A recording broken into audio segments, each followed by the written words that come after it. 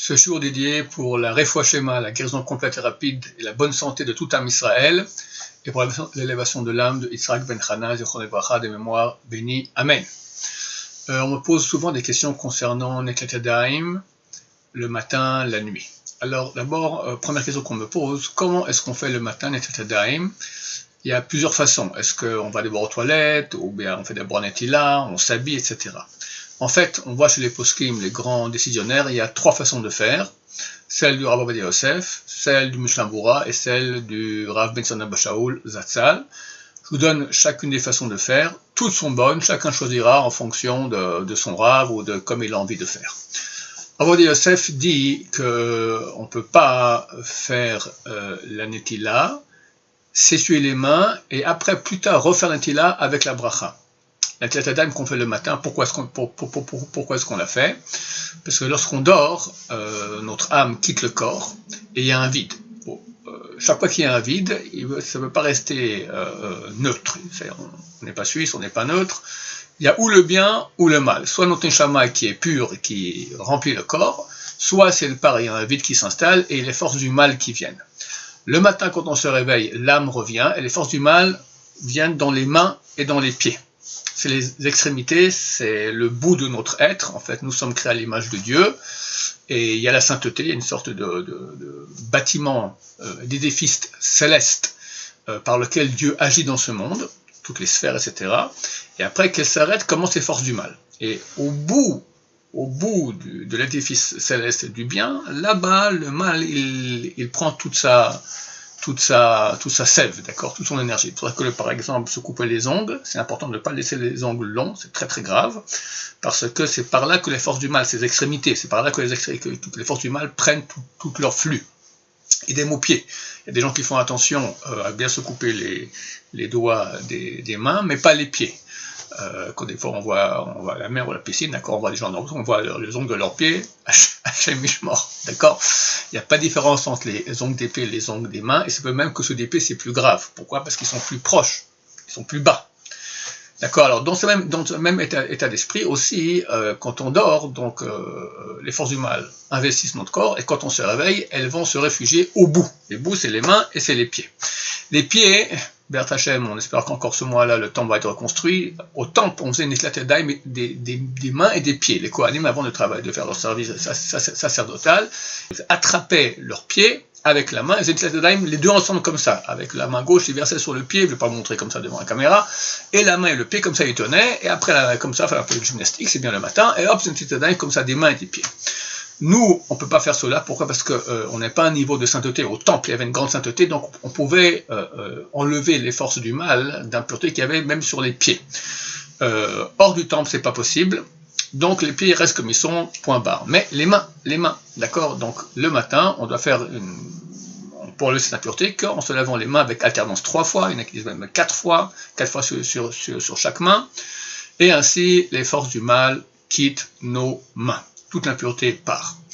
Maintenant, est-ce qu'on peut faire la bracha après qu'on ait fait cela, que les forces du mal soient parties? Une fois qu'on s'est essuyé les mains, normalement pas. Nos frères Ashkenaz le font, eux ils se lavent les mains, après ils vont à la synagogue, et là-bas ils font toutes les birkot hachar, après ils disent aussi un Netlat Yadayim, peut-être des fois une demi-heure après qu'ils sont lavés les mains. Ils ont un appui sur lequel compter, mais nous, on ne doit pas agir ainsi. Bedi Avad, a posteriori, quelqu'un il a fait les Netlat Yadayim et il s'est essuyé les mains. Après, il s'est rappelé qu'il n'a pas fait la bracha. Le mieux, c'est qu'il s'impurifie de nouveau les mains en touchant les chaussures, etc., le doigt dans l'oreille ou des choses comme ça, des parties du corps qui sont voilées, qu'il refasse la netila avec bracha. Mais en cas où il a fait la bracha après s'être essuyé, c'est valable. Qu'avec la netila du matin. Pas celle du motzi. Si après le motzi, quelqu'un il s'est lavé les mains, il s'est essuyé, après il s'est rappelé qu'il n'a pas fait la bracha, il fait la bracha, c'est une bracha al-batala, c'est une bénédiction en vain. Dans cet ordre d'esprit, le Rav Ovadia Yosef dit qu'on ne peut pas se laver les mains, s'essuyer, et après refaire plus tard une autre netila, et là faire la bracha. Parce qu'il dit la bracha revient pour la première fois qu'on s'est lavé les mains. Maintenant, quand on se lève, on ne peut pas se laver les mains et faire la bracha. Pourquoi? D'habitude, quand quelqu'un se lève, il a besoin d'aller aux toilettes, pas faire une bracha en ayant besoin très urgemment d'aller aux toilettes. Alors, qu'est-ce qu'il fait? Le Rav Ovadia Yosef, il conseille de d'abord aller aux toilettes, sans se laver les mains, Et après, on fait Netilat Yadayim, donc on se lave les mains 3 ou 4 fois par alternance, on fait la bracha et on s'essuie. Et voilà, terminé. Ça c'est la façon de Rav Ovadia Yosef. Attention, étant donné qu'on ne se lave pas les mains directement en se levant, si on est allé dormir avant le minuit juif, on n'a pas le droit, il y a 2 choses auxquelles il faut faire attention. Premièrement, on n'a pas le droit de faire plus de 2 mètres sans s'arrêter. Donc, si on va aller aux toilettes, revenir se laver les mains, si les toilettes n'est pas juste à côté du lit, d'habitude c'est pas trop le cas, on ne dort pas dans les toilettes, d'accord? Donc, il faut s'arrêter tous les moins de 2 mètres, jusqu'à ce qu'on aille aux toilettes. Ensuite, on sort des toilettes, on fait toujours moins de 2 mètres, jusqu'à ce qu'on lave les mains, on fait Netilat Yadayim. À ce moment-là, on peut de nouveau marcher tranquille. Ça, c'est seulement si on a été dormir avant minuit. Après minuit, on peut aller tranquillement, pas de problème. Ou même si on était dormir avant minuit, si durant la nuit on s'est levé pour se laver les mains, si on s'est lavé les mains après minuit, c'est bon. La touma, la grande touma, elle provient du fait qu'on soit endormi à minuit. À ce moment, il y a toute la grande touma qui vient. Si on s'en débarrassait en se lavant les mains après cela durant la nuit, donc le matin quand on se lève, c'est clair, on fera les Yadayim, mais on peut marcher plus de 2 mètres sans problème. Deuxième problème qui correspond aussi au fait qu'on soit endormi avant minuit est de toucher les orifices du visage. Oreilles, yeux, nez, bouche, d'accord? En ce qui concerne les autres orifices du corps, il y a une marloquette, il y en a qui disent que oui, il y en a qui disent que non. Donc on n'a pas le droit de les toucher avec les mains. On peut toucher l'oreille, mais pas le trou, d'accord? Je peux mettre ma main sur la moustache, mais pas dans les narines ni dans la bouche, d'accord? Parce que l'impureté est très forte et ça fait entrer de l'impureté chez nous par le biais de ces orifices-là. Ça ne concerne que celui qui s'est endormi avant minuit, était endormi pendant minuit, le minuit juif.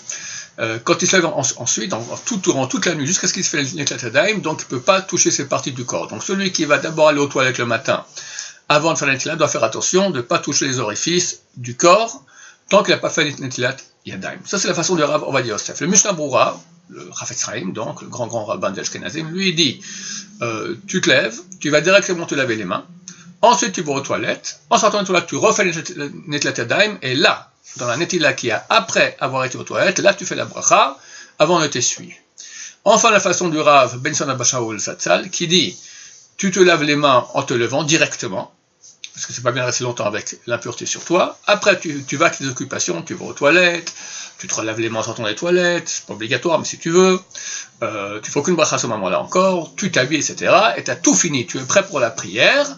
Là, tu fais Netilat Yadayim, parce que tu t'es touché les chaussures, etc. Donc, des choses qu'on a fait après les toilettes qui nécessitent de faire de refaire Netilat Yadayim. Si quelqu'un, il a été aux toilettes, après s'il lavait les mains, après de nouveau, il touche les chaussures, il doit refaire Netilat Yadayim à cause des chaussures.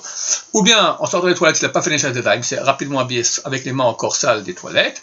Une fois qu'il a fini, qu'il est enfin prêt pour la prière, alors là, il fait Netilat Yadayim avec bracha netila, bracha et essuyage. Chacun optera pour une de ces 3 façons-là. L'essentiel, c'est de faire les choses de une de ces 3 façons-là et pas autrement. Sachez que le Jean de Baba Saleh a écrit un livre et il a dit à quel point Baba Saleh faisait attention de faire le Netilat Yadayim comme il se doit, que ce soit le matin, même durant la journée. Quelqu'un il se gratte les cheveux, il se met les doigts dans les narines, dans les oreilles, touche les chaussures et toutes ces parties de sa chair qui sont d'habitude couvertes. D'habitude on est un peu paresseux d'aller faire le Netilat Yadayim. Le grand secret, comme ça disait le Chazon Ish aussi, le grand secret de la pureté passe par la pureté des mains. Alors que Dieu nous donne beaucoup de pureté, que très bientôt on puisse aller au temple aussi, nous laver les pieds. Amen. Baruch Adonai, l'olam, amen, amen.